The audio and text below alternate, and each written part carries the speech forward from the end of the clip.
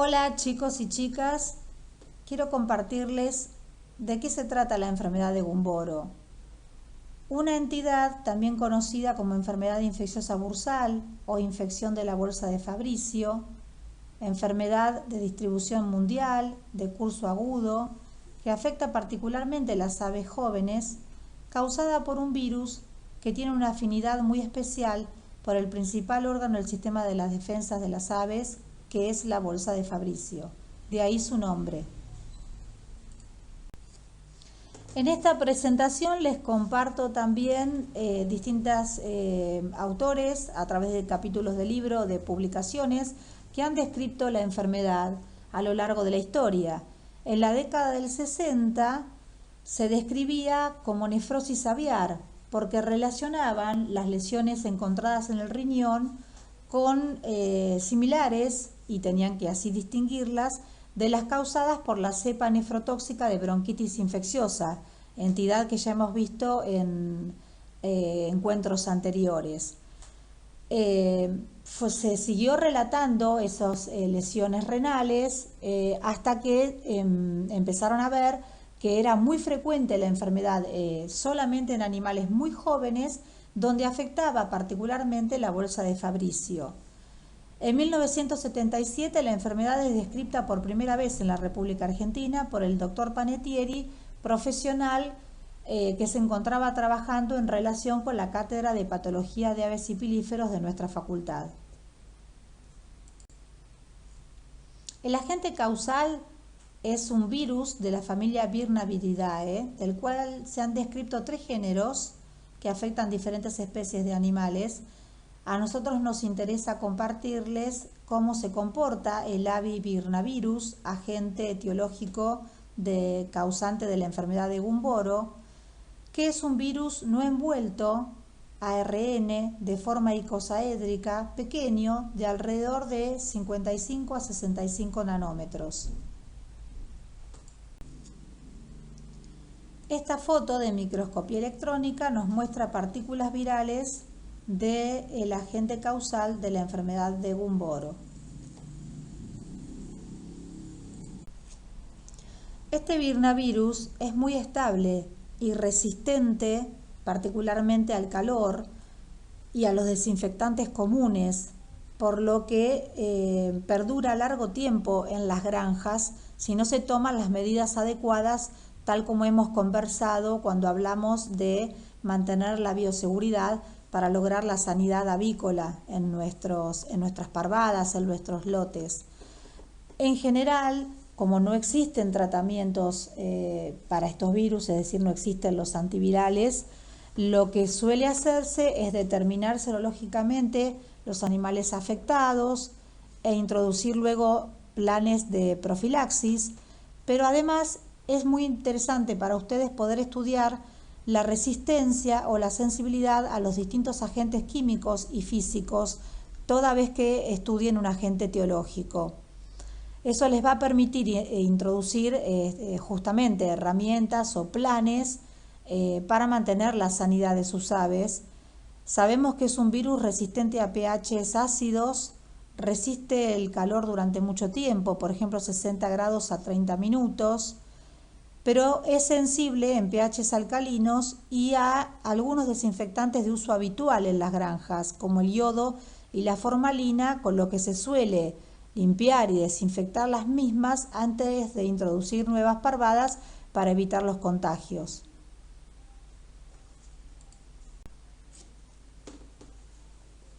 Una vez estudiadas la composición química del virus, especialmente su composición proteica, se designaron 4 proteínas importantes que son la BP1, BP2, BP3 y BP4, que comparten antígenos comunes, pero también tienen epitopes diferentes.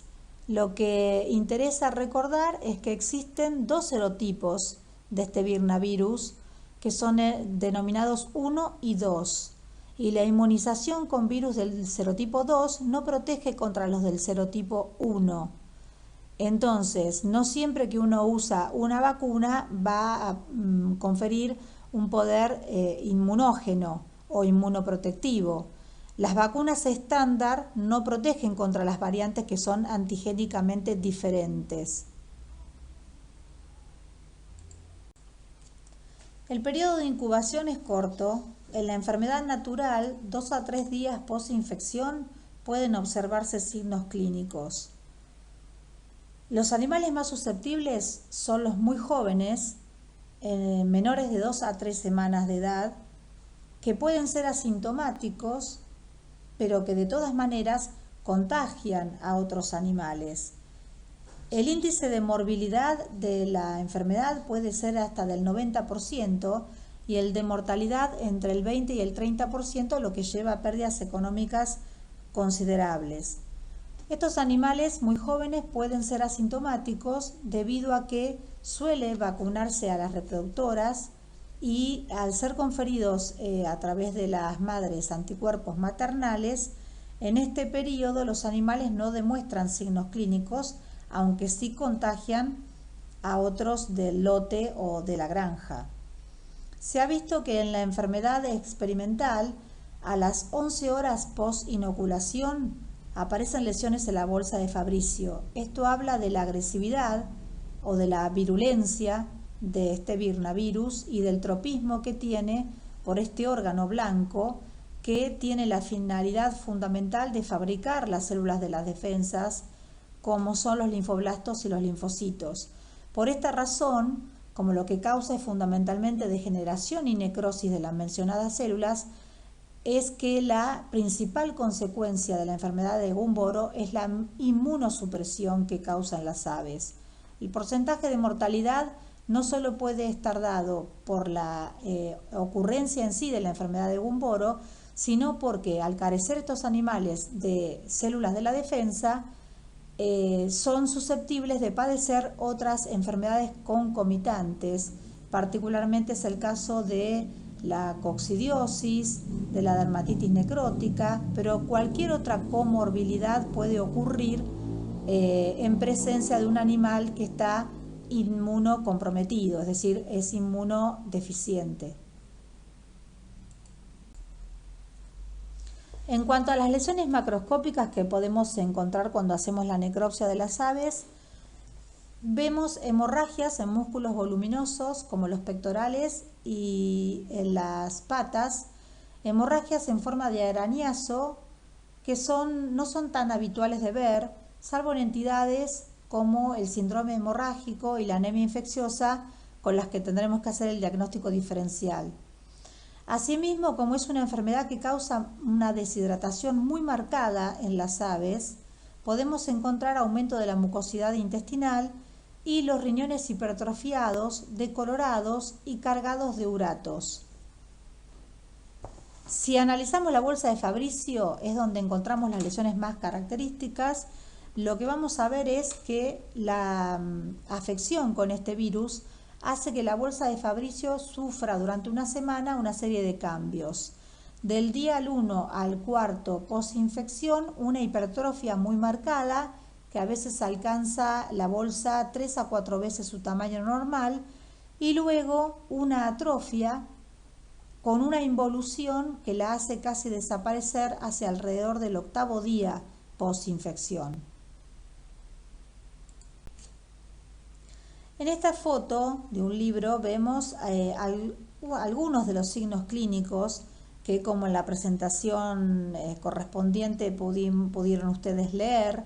En este caso estamos hablando de un animal sentado en tarsos, con el plumaje erizado y con una diarrea aguachenta que podría ser también el inicio de una coccidiosis. Como hemos dicho, o como ustedes han podido leer, los signos suelen ser inespecíficos, cursando con anorexia, esta diarrea, depresión, postración, temblores y muerte. Haremos seguramente mucho hincapié en animales muy jóvenes que se encuentren muy deshidratados y particularmente en aquellos que muestren evidencia de picaje. Lo que causa la presencia del virus en la bolsa de Fabricio es una inflamación tal que causa tanta molestia en el animal que hace que se piquen unos a otros y podemos ver sangre en las plumas de la región. Acá vemos la presencia de hemorragias, como arañazos que decíamos en el músculo de la pechuga, como así también en la pata.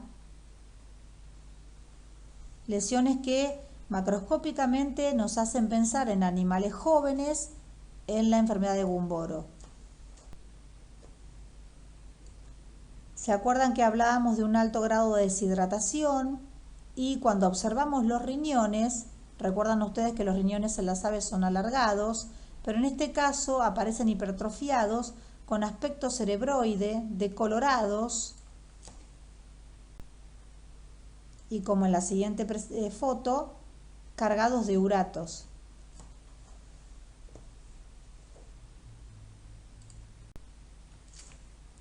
Cuando sospechamos de la enfermedad de Gumboro es necesario, al practicar la necropsia, buscar una estructura, que es la bolsa de Fabricio, cuando retiramos el aparato digestivo, ubicada en dorsal de la cloaca. ¿Por qué? Porque el órgano tiene, como dijimos, una afinidad especial por este órgano que contiene células de la defensa. No es el único órgano o reservorio linfoide de las aves. También las lesiones macro y microscópicas podrían ser encontradas en el timo, en el vaso, en la glándula de Harder y en las tonsilas secales. Es una enfermedad eminentemente de las aves jóvenes porque es necesario que contengan la bolsa de Fabricio. Si ustedes recuerdan, hablamos en presentaciones anteriores que cuando las aves alcanzan la adultez, en la maduración sexual, término que también es atribuible a lo que se conoce como romper postura en las ponedoras, alrededor de las 16 semanas de vida empieza a involucionar naturalmente este órgano hasta desaparecer hacia la semana 20 de edad.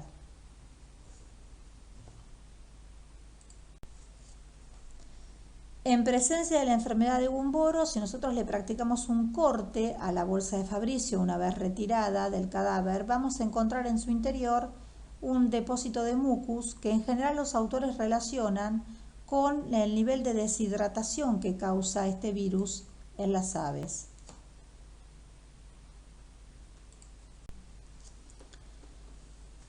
La virulencia del virnavirus es evidente cuando analizamos bolsas de Fabricio como la que estamos viendo en esta ocasión, con estas lesiones de hemorragia tan profusas.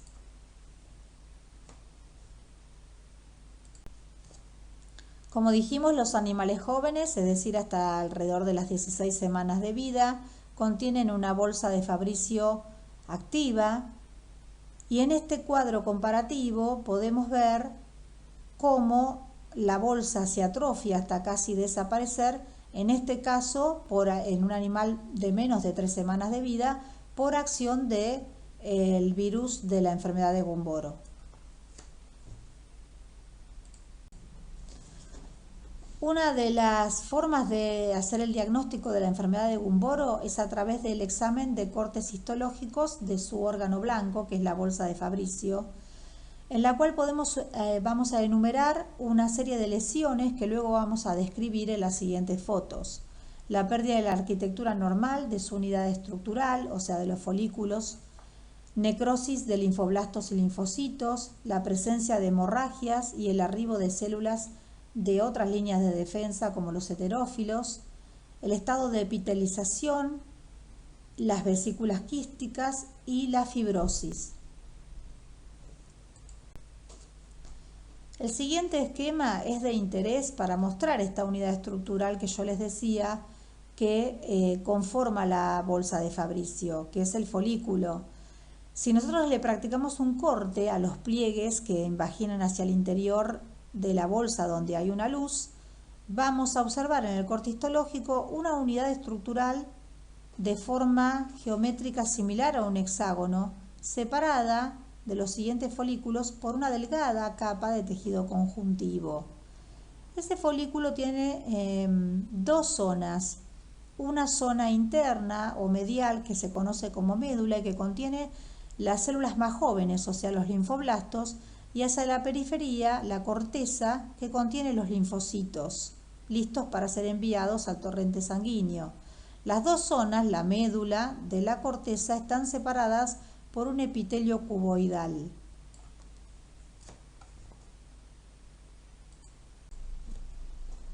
En esta foto estamos viendo un corte histológico de una bolsa de Fabricio sana, en la cual distinguimos los folículos de una forma similar a un hexágono, separados por una delgada capa de tejido conjuntivo, unos de otros, en donde se distingue una zona central, que es la médula, poblada de linfoblastos, que aparece menos teñida a simple vista, y una corteza rodeándolo que contiene los linfocitos.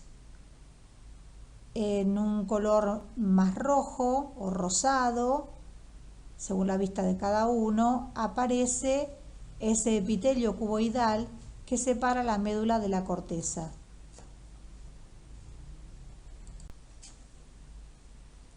Cuando examinamos las bolsas de estos animales jóvenes, en general entre la semana 3 y 6 de vida es que suelen ocurrir la gran mayoría de los casos. Esos folículos, que eran casi hexagonales, empiezan a perder su forma normal, empiezan a tener forma ovalada o de pera, o se hacen más circulares, y empiezan a desaparecer las células más jóvenes, es decir, que se hace más rala o más despoblada la zona de la médula de ese folículo.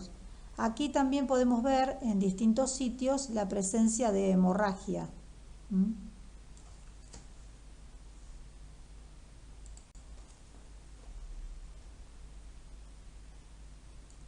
Cuando miramos al microscopio, los cortes histológicos suelen ser pliegues de la bolsa de Fabricio, en la que se observan gran cantidad de folículos en distintos estadios. Es un efecto o fenómeno que ocurre normalmente en esta enfermedad. Estamos hablando de animales muy jóvenes que todavía tienen algunos folículos activos y muy poblados en cuanto a linfoblastos y linfocitos, pero que empiezan a perder su forma habitual y se alargan, aparecen ovoidales, hasta hacerse circulares, y a la vez empieza a crecer, como pierden su forma normal, ese tejido conjuntivo que los distancia y los separa aún más, y a ese proceso lo denominamos fibrosis.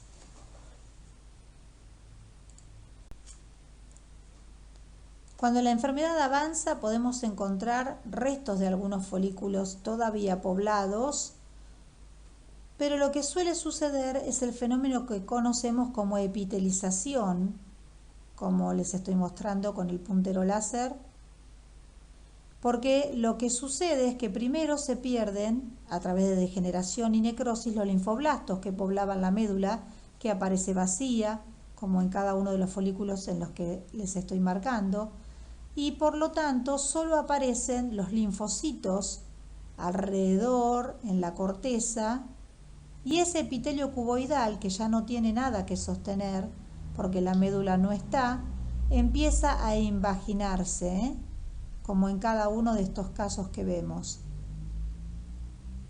Suele suceder que algunos de esos folículos o antiguos folículos se transformen en vesículas quísticas, donde ya no hay ninguna linfoblasto ni linfocito, sino solo restos celulares o detritos celulares que se tiñen y se ven como en este caso. Por supuesto que es un folículo totalmente afuncional y ello lleva a que no haya función de la bolsa de Fabricio, y por eso la inmunosupresión que causan las aves.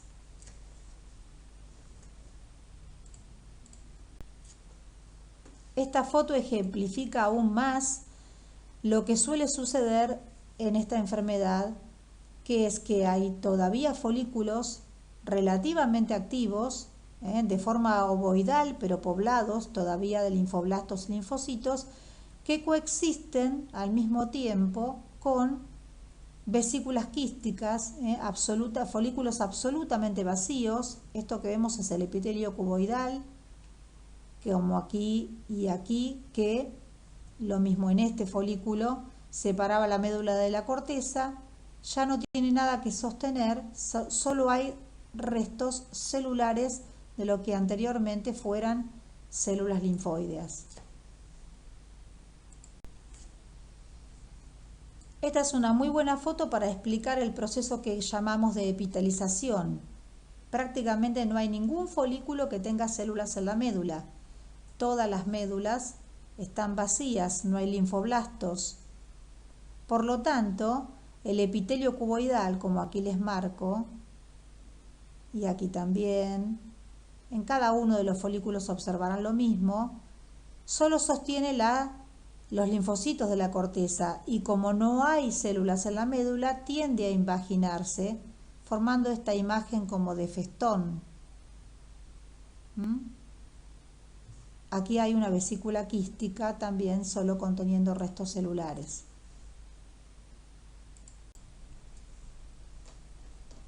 En pocos días, frente a la acción de este virus en la bolsa de Fabricio, nosotros tenemos la coexistencia de algunos folículos todavía poblados, aunque ya no tienen su forma normal, se tornan ovalados o de forma de pera, algunos cuantos con la pérdida total de la médula y ese epitelio invaginado, ese epitelio cuboidal, fenómeno al que le llamamos epitelización, y la coexistencia de vesículas quísticas. Esta pérdida de linfoblastos y en ocasiones de los linfoblastos y de los linfocitos es lo que hace que el animal esté inmunosuprimido y no pueda hacer frente a ningún agente etiológico que se presente. Una de las maneras más habituales de realizar el diagnóstico es remitirnos a la historia clínica del lote y examinar en el historial los datos de la anamnesis. Si estamos en presencia de animales muy jóvenes, particularmente con menos de 6 semanas de vida, que presentan signos clínicos tales como anorexia, alta deshidratación, postración, picaje, o sea, esas plumas sanguinolentas porque los animales se pican entre sí, y muerte, será necesario realizar la necropsia en búsqueda de las lesiones macroscópicas que describimos y realizar los cortes histológicos porque las lesiones microscópicas, si bien no nos permiten decir que el diagnóstico es definitivo, nos permiten arribar a datos que son concluyentes, que nos hacen pensar en la enfermedad de Gumboro a través de cómo fuimos describiendo en la serie de fotos cómo se veían los cambios en la bolsa de Fabricio. También se puede revelar la presencia del virus en las granjas a través de pruebas de inmunistoquímica o hacer serología para determinar anticuerpos y también el aislamiento del agente etiológico a través de cultivos celulares o de huevo embrionado. De las pruebas serológicas con las que contamos para diagnosticar la presencia del virus de Gumboro, podemos describir particularmente lo que es la prueba de ELISA, con la que se hace modernamente el diagnóstico, también las pruebas de PCR.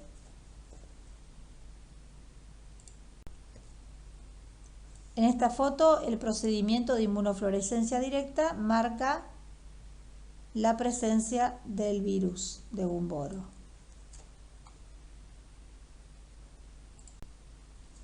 Se puede realizar el aislamiento de este virus del embrión de pollo, inoculando el material sospechoso a través de cualquiera de las 3 situaciones posibles, es decir, la membrana coriolantoidea, el saco vitelino o la cavidad alantoidea, o utilizando cultivos celulares como vero, fibroblastos de embrión de pollo, de pato, de pavo.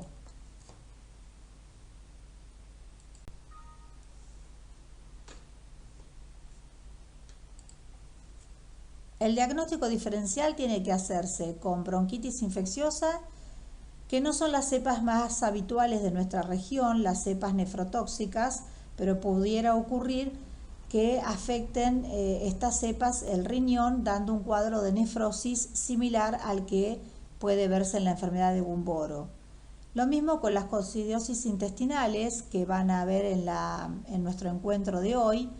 De todas maneras, los coccidios causan diarreas con características mucho más importantes que esta diarrea acuosa que podemos ver en el caso de la enfermedad de Gumboro. En cuanto al síndrome hemorrágico y la anemia infecciosa, hay que diferenciarlos porque ambas causan hemorragias similares a las que podemos encontrar, pero rápidamente progresan a otros cuadros clínicos que no se encuentran en la entidad que estamos conversando en este momento. En cuanto al complejo Marek y leucosis linfoidea, son enfermedades neoplásicas, aunque de etiología viral y de distinta agente etiológico cada una, pueden cursar con lesión en la bolsa de Fabricio, lesiones tumorales en las cuales también ocurren cambios histológicos similares. Como no existen antivirales, no podemos hacer tratamiento de la enfermedad, pero sí podemos prevenirnos, especialmente mediante la utilización de vacunas, que suele ser la herramienta más utilizada cuando queremos mantener la sanidad avícola dentro de las granjas. Cuando pensamos en una vacuna, recuerden pensar siempre si es posible la administración y si la vacuna que ustedes elijan existe en la región. Y como lo que queremos es conferir inmunidad y no causar efectos adversos o lesiones en las gallinas o en los pollos, veremos si vamos a trabajar con vacunas a virus vivo modificados, que suelen ser las más inmunoprotectivas, pero también aquellas con las cuales podemos cometer más errores, es decir, tener efectos no deseados. Por eso puede muchas veces recurrirse a las vacunas a virus inactivados. Tienen subido a la Moodle dos archivos, uno es el empleo de fármacos y otro es el de planes de vacunación, que es interesante como un esquema, ustedes trazarán el suyo en cada granja, donde se habla de la primovacunación y de las revacunaciones. Recuerden que en la primovacunación el porcentaje de anticuerpos que se alcanza suele ser alrededor del 30% de la inmunidad total. Es necesario revacunar. Y en este caso es muy importante porque suelen vacunarse los 3 tipos de establecimientos, pero fundamentalmente las reproductoras y las ponedoras. En primer lugar, porque las aves son las aves que van a vivir más tiempo, pero además porque es una enfermedad que da inmunidad a la descendencia. Siempre tienen que recordar si la enfermedad que ustedes están estudiando confiere anticuerpos maternales. Este es el caso, se vacuna a los reproductores para que el pollito nazca con esos anticuerpos y por lo tanto no se suelen vacunar a los pollitos bebé hasta alrededor del día 12 o 14, es decir, se los revacuna recién a las 2 semanas de vida para no neutralizar esos anticuerpos maternales. Les agradezco a todos y todas por su atención. Espero que esta presentación les sirva para poder estudiar esta enfermedad y también les comparto algunas reflexiones para pensar los procesos de enseñanza y aprendizaje en estos tiempos de pandemia. Cuídense y cuiden a los demás, quédense en casa. Muchas gracias.